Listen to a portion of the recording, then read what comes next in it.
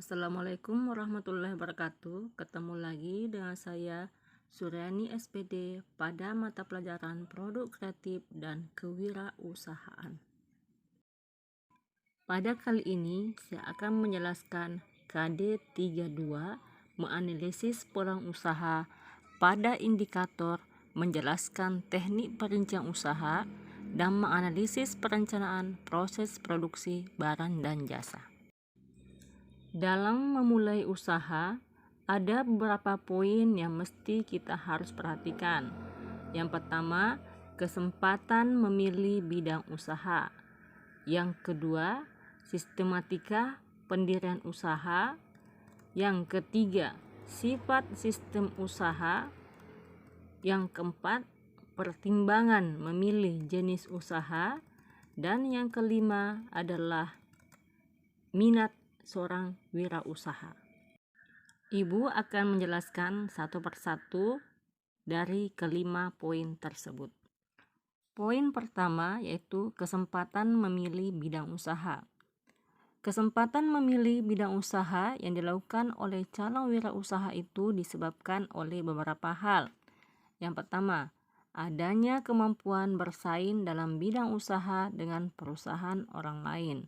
Maksudnya bahwa seorang calon wirausaha ini memiliki kemampuan untuk bersaing dengan perusahaan-perusahaan yang sudah ada sebelumnya. Kemudian kesempatan kedua yaitu kurang adanya saingan dalam bidang usaha. Maksudnya bahwa usaha yang akan didirikan di sini masih kurang saingannya ataukah masih kurang yang mendirikan usaha yang sama. Yang ketiga yaitu membanjirnya permintaan para konsumen terhadap produk hasil usahanya. Maksudnya bahwa usaha yang akan dilaksanakan ini sangat banyak peminat terhadap produk tersebut. Yang keempat yaitu teridentifikasinya kebutuhan para konsumen terhadap barang tertentu. Maksudnya bahwa wirausaha atau calon wirausaha ini mampu mengidentifikasi kebutuhan apa yang diinginkan oleh konsumen dan tentunya menjadi kesempatan dalam memilih bidang usaha. Pada poin kedua yaitu sistematika pendirian usaha. Pada poin ini, seorang wirausahawan harus bisa memahami beberapa hal.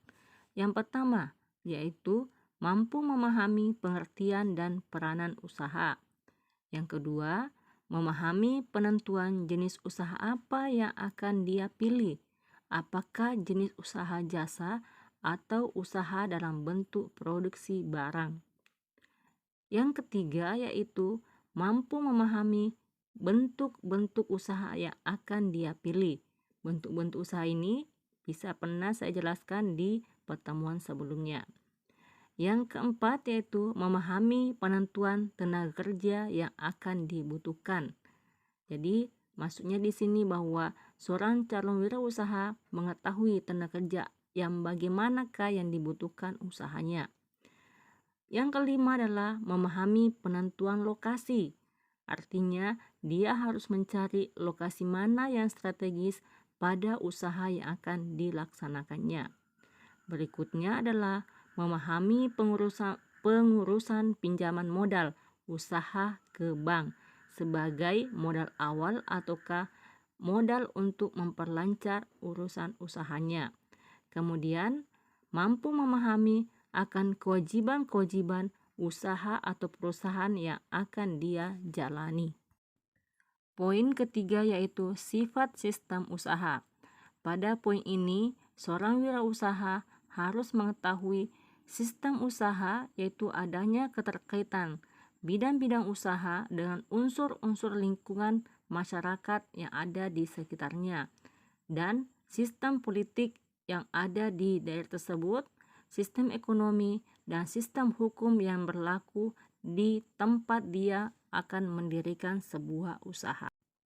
Poin keempat yaitu pertimbangan memilih jenis usaha. Pada poin ini ada 3 masalah pokok dalam memilih jenis usaha, yaitu motivasi usaha, efisiensi usaha, dan jenis usaha yang akan dia pilih. Ya, kita akan uraikan satu persatu.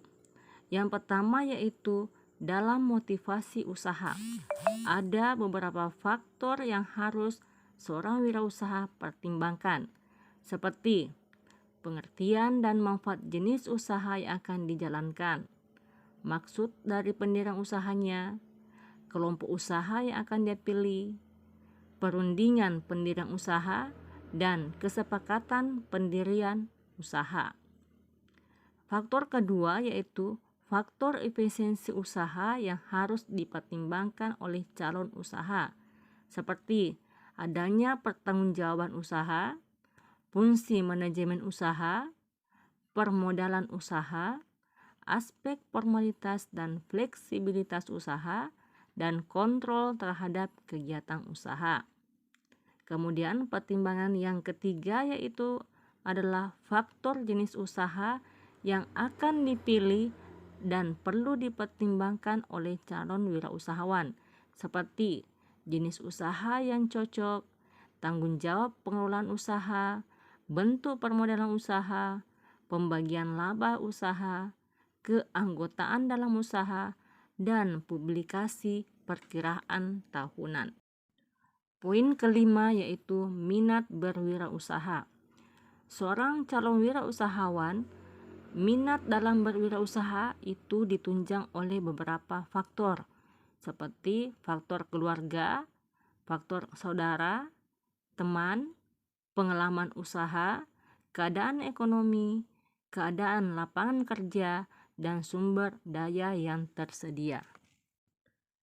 Penjelasan selanjutnya tentang teknik perincian usaha yaitu bagaimana kita melakukan penentuan bidang usaha. Di sini ada beberapa poin yang mesti harus kita perhatikan. Yang pertama adalah perincian bidang usaha. Faktor yang mempengaruhi pemilihan perincian bidang usaha itu seperti adanya minat, modal, dan relasi. Sasaran penetapan perincian bidang usaha seperti adanya kelangsungan hidup usaha, mendapatkan keuntungan, menjamin pertumbuhan usaha, sasaran pemasaran produk, dan sasaran peralatan. Kemudian proses penetapan perincian bidang usaha itu ada beberapa hal yang harus diperhatikan, seperti risiko usaha, sukar mudahnya mendapatkan pinjaman atau tambah modal atau bantuan, akibat yang muncul jika usaha dihentikan, mudah tidaknya mendirikan usaha, kelanjutan atau kelangsungan hidup usaha, besarnya pajak, dan pemasarannya. Yang kedua yaitu perincian jenis usaha. Dalam perincian jenis usaha ini bisa dibagi 3, yaitu merinci jenis usaha perdagangan atau distribusi. Yang kedua, jenis usaha produksi atau industri. Yang ketiga adalah jenis usaha komersial. Kemudian, yang ketiga adalah perincian jenis aktivitas usaha. Di sini juga terbatas 3, yaitu produksi, di mana produksi ini terbagi 3 pula, yaitu primer, sekunder, dan tersier. Kemudian distribusi, dan yang ketiga adalah konsumsi. Perincian keempat adalah perincian mengenai lapangan usaha. Yang kelima, perincian tentang usaha industri. Yang keenam, perincian tentang usaha jasa. Yang ketujuh, perincian usaha perdagangan. Dan yang terakhir adalah perincian tentang lapangan usaha wirausahawan. Demikianlah penjelasan Ibu tentang teknik perincian usaha. Semoga apa yang Ibu jelaskan bisa kalian pahami. Tetap semangat dalam belajar daringnya, jaga kesehatan, dan doakan supaya wabah ini bisa segera berlalu sehingga kita bisa ketemu langsung dalam belajar dalam teknik tatap muka. Sekian, wassalamualaikum warahmatullahi wabarakatuh.